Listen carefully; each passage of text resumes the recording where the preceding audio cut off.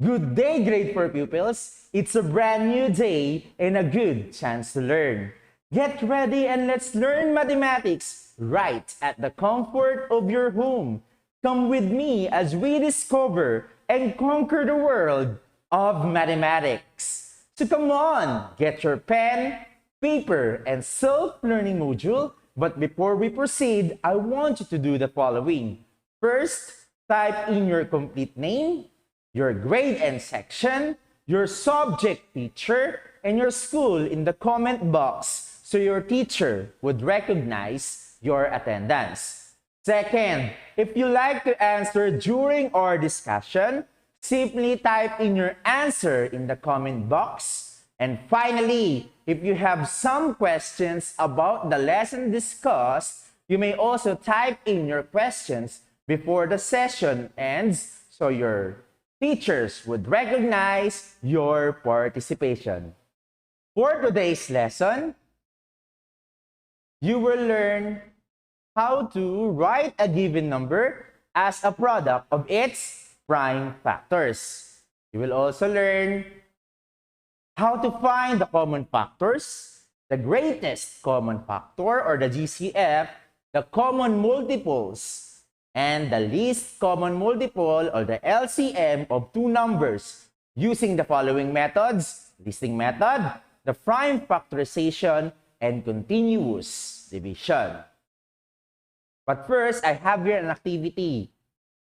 I will just give you 30 seconds to tell me whether the number in the snail is prime or composite numbers. So we have 8, 7, 12, 21, and 13. So your 30 seconds starts now.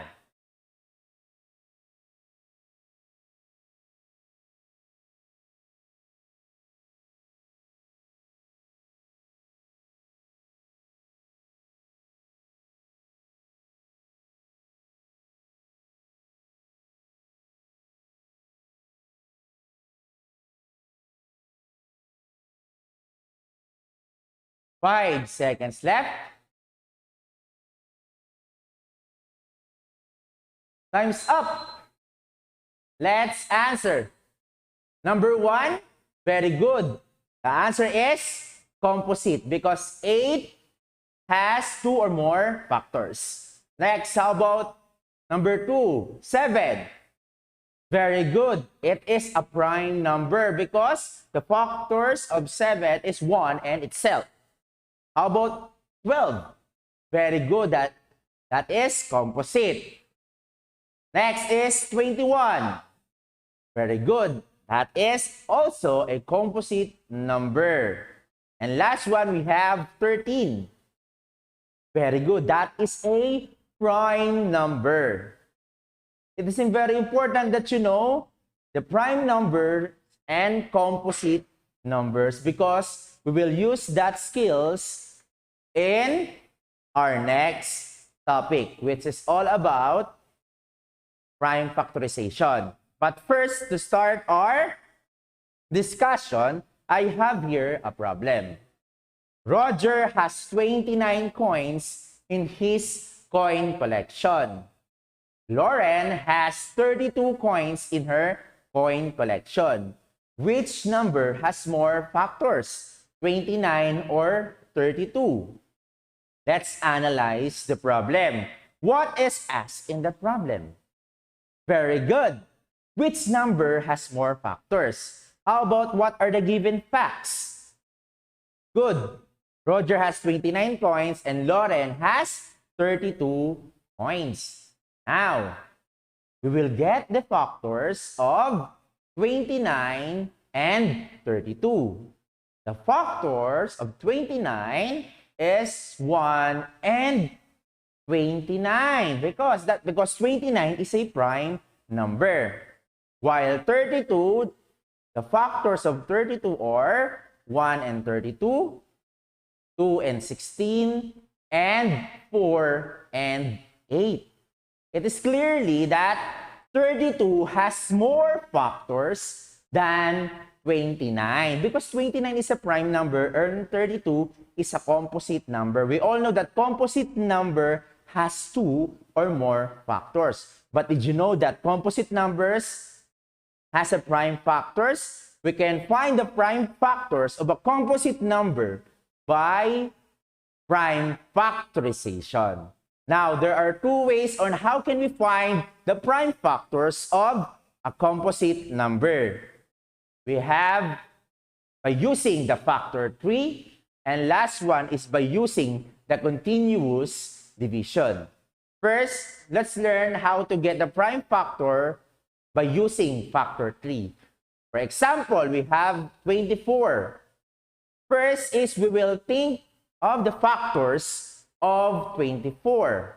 In this case, I use 4 and 6 because 4 times 6 is equal to 24. But you can also use 2 times 12 and 3 times 8. You will come up with the same answer. But here I use 4 times 6. Next, 4 and 6 are not yet prime number, right? So we will think of the factors of 4. The factors of 4 is 2 times 2. Very good. And 6 is 2 and times 3. Now, 2 is a prime number. 2 is a prime number.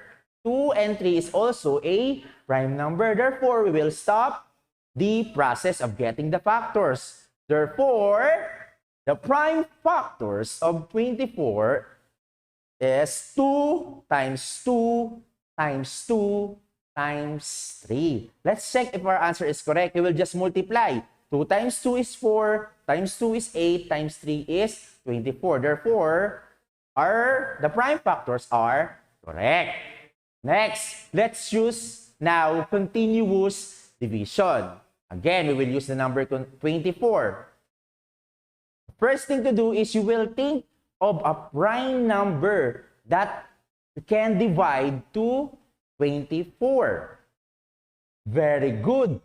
2. We can divide 24 by 2. And then, you will put this continuous division symbol. So, 24 divided by 2. The answer is very good. 12. Now, let's think of a prime number again that we can divide to 12. Very good. 2. 12 divided by 2, the answer is 6. Again, think of a prime number that we can divide to 6. Very good. You can also divide it by 2. 6 divided by 2, the answer is 3. And then 3. Think of a prime number that we can divide to 3. Very good. 3. And 3 divided by 3 is equal to 1. Now, if the quotient is 1, we will stop the process of continuous division. Therefore, the prime factors of 24 is 2 times 2 times 2 times 3.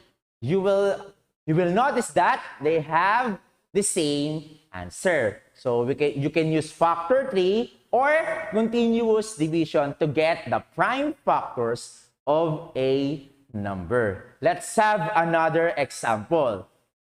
So we have here 18. We will find the prime factors of 18 by using first the factor 3. Now, think of the factors of 18. So I'll use it here, 3 and 6. But you can also use other factors like 2 times 9. Here, I use 3 and 6. 3 is a prime number. But 6 is still a composite number. So we will find again the factors of 6. The factors of 6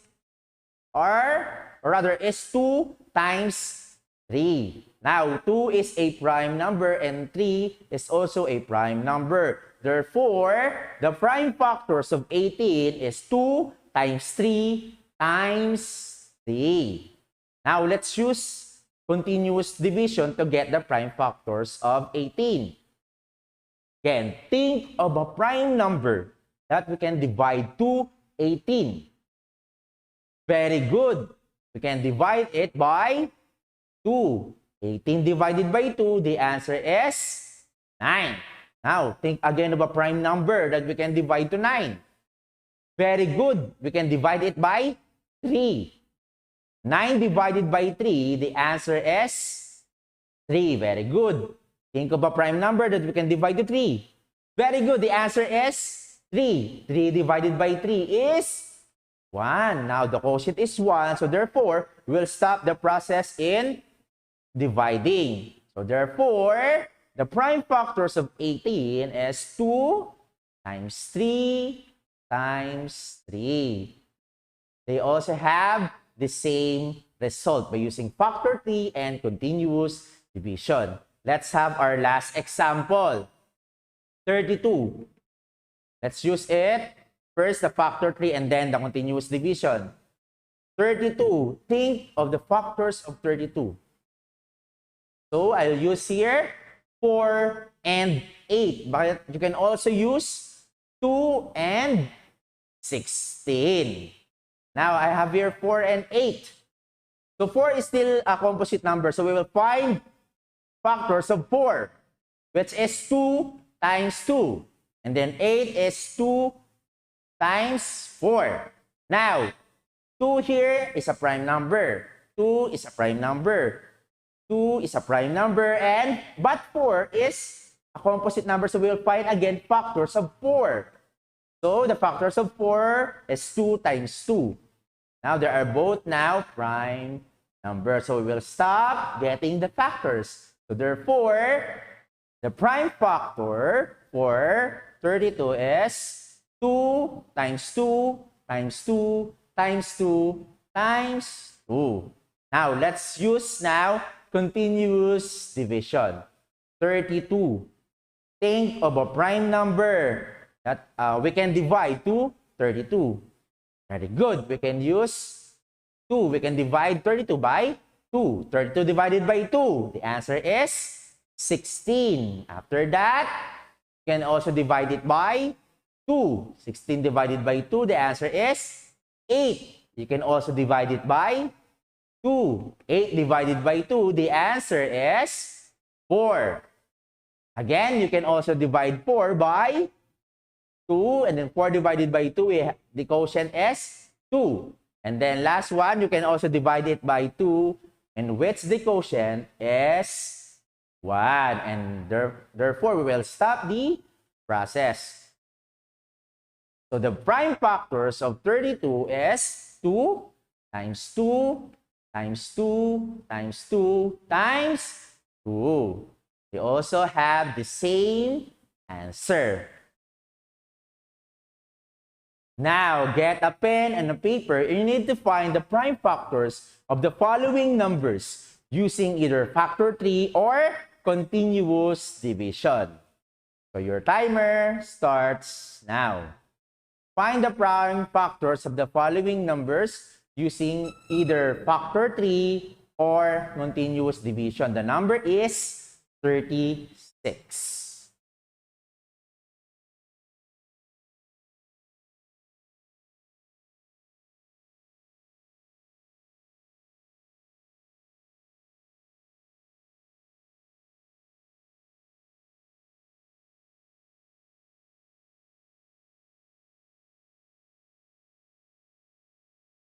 You have 30 seconds left.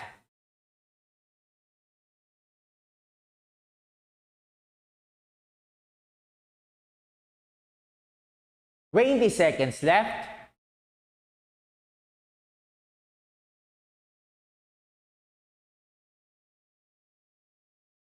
Ten seconds left.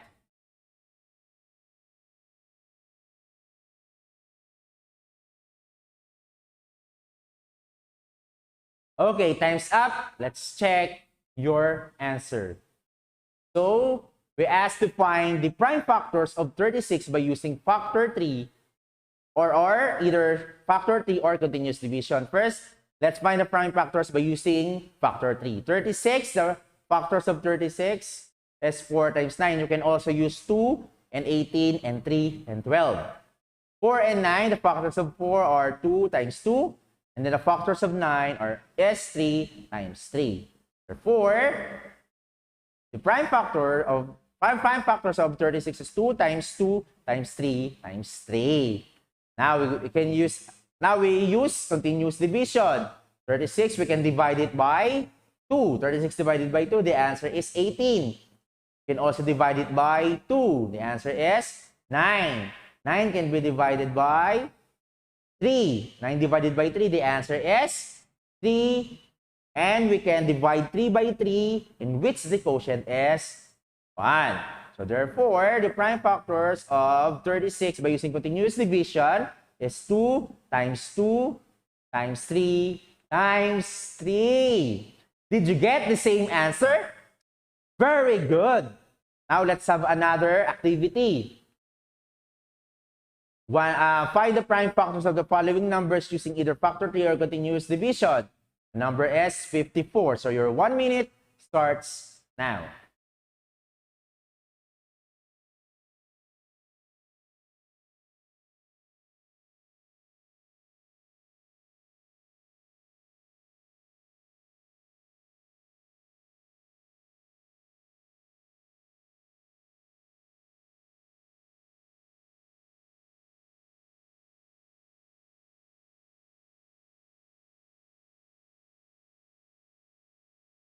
Thirty seconds left.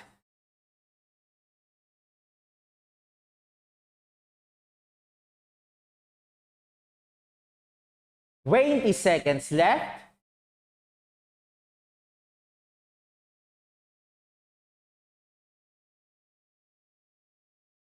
10 seconds left.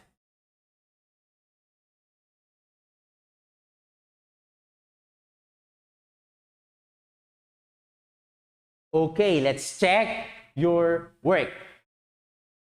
So we asked to find the prime factors of 54 by either factor tree or continuous division. First, let's find the prime factors of 54 by using factor tree. The factors of 54 is 6 times 9. You can also use 2, 27, 3, and 18. Here, 6, the factor of 6 is 2 times 3, and the factor of 9 is 3 times 3. So therefore, the prime factors of 54 is 2 times 3 times 3 times 3. Now, we use continuous division. 54, we can divide it by 2. The answer is 27. We can divide it by 3. The answer is 9. 9 can divide it by 3. The answer is 3. And then 3 can be divided by 3, which the quotient is 1. Therefore, the prime factors of 54 by using continuous division is 2 times 3 times 3 times 3. So therefore, the prime factors of 54 by using either factor tree or continuous division is 2 times 3 times 3 times 3. Did you get the same result? Excellent! Now, just remember that prime factorization is a process of expressing a number as a product of its prime factors. The two methods commonly used to find the prime factors of numbers are by using factor tree and continuous division. It's very important that you know how to get the prime factors of a number because we will use it in our next topic, which is all about finding the greatest common factor, GCF, and the least common multiple, or the LCM, of two numbers. Now, there are 3 ways on how can we find the GCF and the LCM of two numbers. The 3 methods are by using the listing method. Second method, by using the prime factorization, which is our topic earlier. And then the last one is by using the continuous division. First, let's focus on listing method. Finding GCF, or the greatest common factor, using listing method. For example, we asked to find the greatest common factor of 8 and 12. First thing to do, you will think of the factors of the two numbers. First is 8. The factors of 8 is 1 times 8 and 2 times 4. While the factors of 12 is 1 times 12, 2 times 6, and 3 times 4. Now, the common factors are 1, 2, and 4.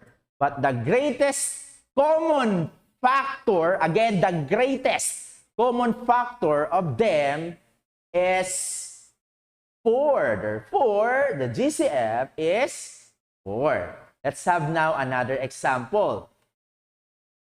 We asked to find the GCF of 18 and 24. Now we will list the factors of 18. So, the factors of 18 are 1 times 18, 2 times 9, and 3 times 6. Next, 24. The factors of 24 are 1 times 24, 2 times 12, 3 and 8, and 4 times 6. The common factors of the two numbers are 1, we have 2, 3, and 6. So the greatest common factor of all of them is 6. Therefore, the GCF of 18 and 24 is 6. Now, let's now proceed on finding the GCF now using prime factorization. So we asked to find the GCF of 8 and 12 by using prime factorization. So we will get the factors of 8. The factors of 8 is 4 and 2. 4, the factors of 4 is rather 2 times 2. Therefore, the prime factors of 8 is 2 times 2 times 2. Next, 12. 12, the factors of 12 is 4 times 3. The factor of 4 is 2 times 2. Therefore, the prime factors of 12 is 2 times 2 times 3. Now, look at this one. The common prime factors in these two numbers are 2 and 2. To get the greatest common factor, we will just multiply 2 and 2. So therefore, the GCF or the greatest common factor of 8 and 12 is 4. Let's have another example using again a prime factorization. 18 and 24. 18, the factor of 18, one of the factor of 18 is 2. 9 times 2, you can also use 6 times 3. 9, the factor of 9 is 3 times 3. Therefore, the prime factors of 18 is 2 times 3 times 3. Next, 24. The factors of 24 is 4 times 6. You can also use 2 times 12 and 3 times 8. Now, 4. The factors of 4 is 2, 2. Factors of 6 is 2 times 3. Therefore, the prime factors of 24 is 2 times 2 times 2 times 3. Now, the common prime factors of 18 and 24 are 2 and 3. So therefore, to get the GCF, we will multiply 2 and 3. 2 times 3 is 6. Therefore, the greatest common factor of 18 and 24 is 6. Now, let's move on to the third, or rather another way, which is continuous division. We will find the GCF of two numbers using continuous division. So again, we use 8 and 12. We will think of a prime number that we can use to divide to 8 and 12. Very good. We can use, or rather, we can divide both of them by 2. 8 divided by 2, the answer is 4. 12 divided by 2, the answer is 6. Again, think of a prime number that we can divide to both 4 and 6. Very good. The answer is 2, we can divide both numbers by 2. 4 divided by 2, the answer is 2. 6 divided by 2, the answer is 3. Now, there are no prime number that we can divide to 2 and 3, right? So, we will stop the process. So, therefore, the greatest common factor by using continuous division is we just will multiply 2 times 2. 2 times 2 is 4. Therefore, the greatest common factor of 8 and 12 by using continuous division is also 4. Then last one is 18 and 24. Again, think of a prime number that we can divide to both numbers. Very good. We can divide it by 2. 18 divided by 2, the answer is 9. 24 divided by 2, the answer is 12. 9 and 12. Think of a prime number that we can divide to 9 and 12. Very good. We can divide it by 3. 9 divided by 3, the answer is 3. 12 divided by 3, the answer is 4. 3 and 4. There are no prime number that we can divide to 3 and 4. Therefore, we'll stop the process. Therefore, we can find the greatest common factor of 18 and 24 by multiplying 2 and 3. 2 times 3 is equal to 6. Therefore, the greatest common factor of 18 and 24 is 6.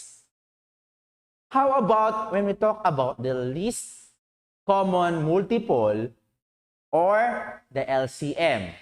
First, we will use the listing method. So we ask to find the LCM of 12 and 20 by using the listing method. We will list down all the, or rather, the multiples of 12 and 20 until we find the common multiple. So we have here 12. So the multiples of 12 is 12. So plus 12, 24.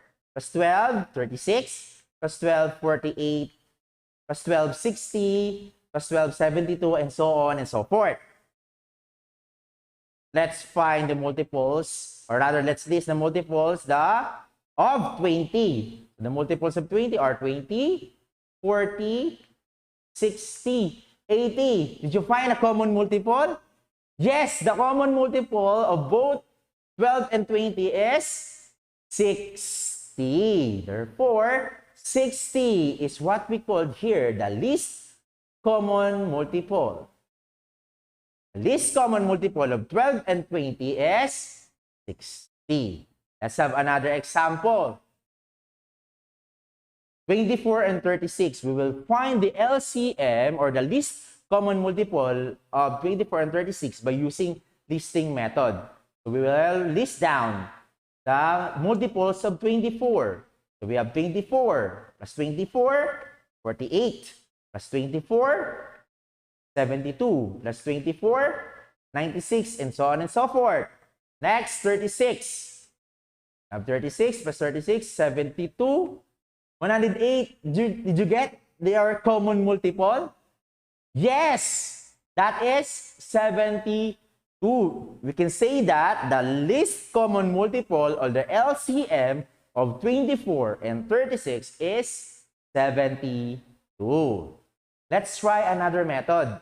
We will now use prime factorization in getting the least common multiple. We have 12 and 20. We'll find a factor of 12. Factor of 12, one of the factors of 12 is 4 times 3, but you can also use 2 times 6. Now, the factor of 4 is 2 times 2. Therefore, the prime factors of 12 here is 2 times 2 times 3. Next, how about 20? One of the factors of 20 is 4 times 5, but you can also use 2 times 10. Here, 4 and 5, 4, we can, the factor of 4 here is 2 times 2. Therefore, the prime factors of 20 is 2 times 2 times 5. Now, the common prime factors of 12 and 20 is 2 and 2. Listen, grade 4. To get the least common multiple or the LCM, we will multiply their common prime factors, which is 2 times 2. Okay? Multiply by the remaining prime factors, which is 3 and 5. Now, we will multiply 2 times 2, 4. Good. Times 3, 12. And then times 5, the answer is 60. Therefore, we can say that the least common multiple of 12 and 20 is 60. Let's have another example. We'll find the LCM of 24 and 36 by using prime factorization. 24 and 36. The factor of 24 is 4 times 6. You can also use 2 and 12 and 3 times 8. 4, the factor of 4 is 2 times 2, and the factor of 6 is 2 times 3. Therefore, the prime factors of 24 is 2 times 2 times 2 times 3. And then now, let's move on to another number, 36. The factor of 36 is 9 times 4. You can also use 2 and 18 and 3 and 12. Now, 9, the factor of 9 is 3 times 3. The factor of 4 is 2 times 2. Therefore, the prime factors of 36 is 2 times 2 times 3 times 3.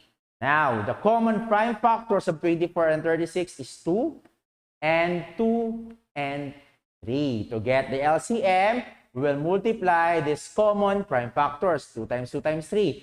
And then the remaining prime factors, which is 2 and 3. Now, let's multiply. 2 times 2, 4. Very good. Times 3, 12 times 2, 24 times 3. The answer is 72. Therefore, the least common multiple or LCM of 24 and 36 is 72. Now, let's find the LCM now by using continuous division. So we have here 12 and 20. Again, think of a prime number that we can divide to 12 and 20. Very good. We can divide it by 2. 12 divided by 2, the answer is 6. 20 divided by 2, the answer is 10. Next. Think of a prime number that we can divide through both numbers. Very good. We can divide both numbers by 2. 6 divided by 2 is 3. 10 divided by 2 is 5. You will notice that there are no prime factors that are common for both 3 and 5. So we will stop dividing. So therefore, to get the LCM of these two numbers by using continuous division, we'll just multiply 2 and 2. 2 times 2. And then the remaining quotient, which is 3 and 5.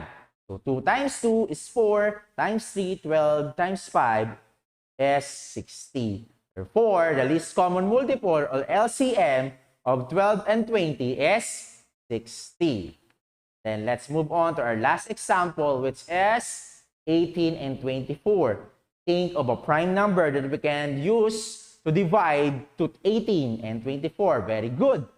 We can divide it by 2. 18 divided by 2 is 9. 24 divided by 2 is 12. Think of a prime number that we can divide to both numbers. Very good. We can divide it by 3. 9 divided by 3 is 3, and 12 divided by 3 is 4. You will notice that 3 and 4 has no common prime factors, right?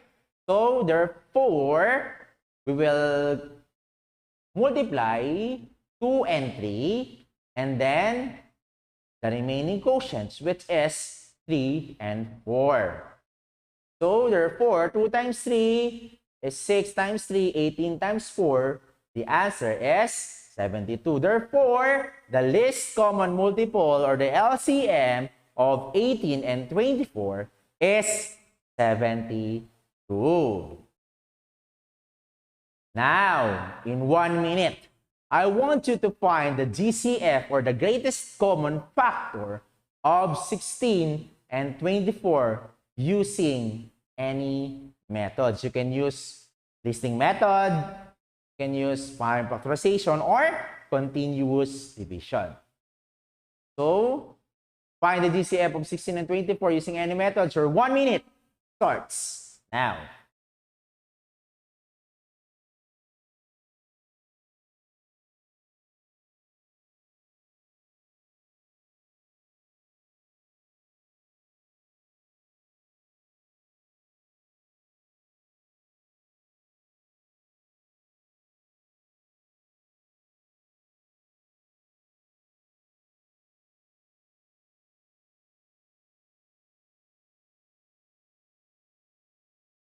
Thirty seconds left.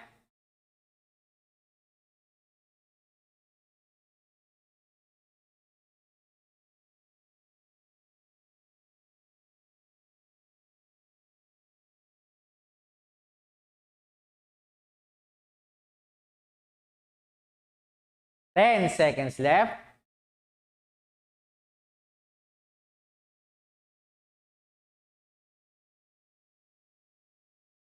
Okay, time's up. Check your work. So we asked to find the greatest common factor of 16 and 24 by either listing method, prime factorization, or continuous division. First, let's find the GCF by using the listing method. The factors of 16 are 1, 2, 4, 8, and 16, while the factors of 24 are 1, 2, 3, 4, 6, 8, 12, and 24. The common factors are 1, we have 2, and 4, and 8. Therefore, the greatest common factor is 8. Now, we will use now prime factorization. The prime factors of 16 here is 2 times 2 times 2 times 2. While the prime factors of 24, 2 times 2 times 2 times 3. The common prime factors are 2 times 2 times 2. To get the GCF, we'll just multiply the common prime factors. 2 times 2 times 2, the answer is also 8. And then by using continuous division, 16 and 24, think of a prime number that we can divide to both numbers. We can divide both numbers by 2. 16 divided by 2 is 8. 24 divided by 2 is 12. Then we can divide both numbers by 2. 8 divided by 2 is 4. 12 divided by 2 is 6. And then we can divide both numbers by 2. 4 divided by 2 is 2. 6 divided by 2 is 3. There are no common prime factors, right? So we'll stop dividing. Now, the GCF of 16 and 24 by using continuous division is also 2 times 2 times 2, which is the answer is 8. Therefore, the greatest common factor of 16 and 24 by using any of the method is 8. Did you get the same result? Excellent. And then for our last activity, now you will now get the LCM or the least common multiple of 16 and 24 using any methods. So your 1 minute starts now.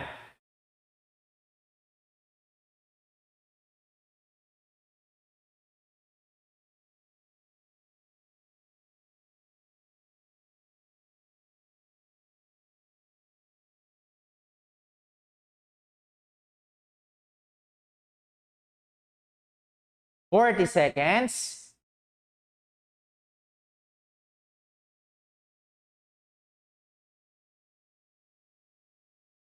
Thirty seconds.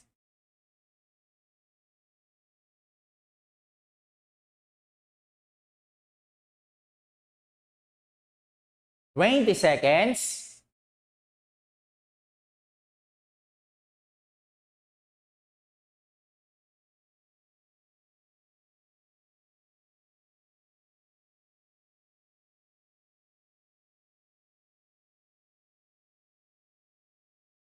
Okay, time's up. Let's check your work. We asked to find the least common multiple of 16 and 24. So by using listing method, we list down all the multiples of 16 and 24 until we come up with a common multiple. The multiples of 16 are 16, 32, 48, and 64, and so on and so forth. Well, 24, we have 24, 48, and 72. Now, the common multiple is 48, and that is also the least common multiple. So therefore, the LCM of 16 and 24 is 48. Now, let's use now prime factorization. 16 and 24, the prime factors of 16 is 2 times 2 times 2 times 2. Well, 24 is 2 times 2 times 2 times 3. The common prime factors are 2, 2, and 2. To get the LCM, we multiply the common prime factors, 2 times 2 times 2, and then the rest of the prime factors, which is 2 and 3. So 2 times 2 times 2 times 2 times 3, the answer is also 48. And then for using continuous division, 16 and 24, we can divide it by 2. The answer is 8 and 12. We can divide both numbers by 2. The answer is 4 and 6. We can also divide 4 and 6 by 2. The answer is 2 and 3. To get the LCM, just multiply 2 times 2 times 2 and the remaining quotients, which is 2 and 3. Therefore, the least common multiple of 16 and 24 by using any of the methods is 48. Did you get the same answer? Very good. Now, just remember, grade 4 pupils, that to find the GCF or the LCM of two numbers, we can use listing method, prime factorization, and continuous division. Now, it's time for our question and answer.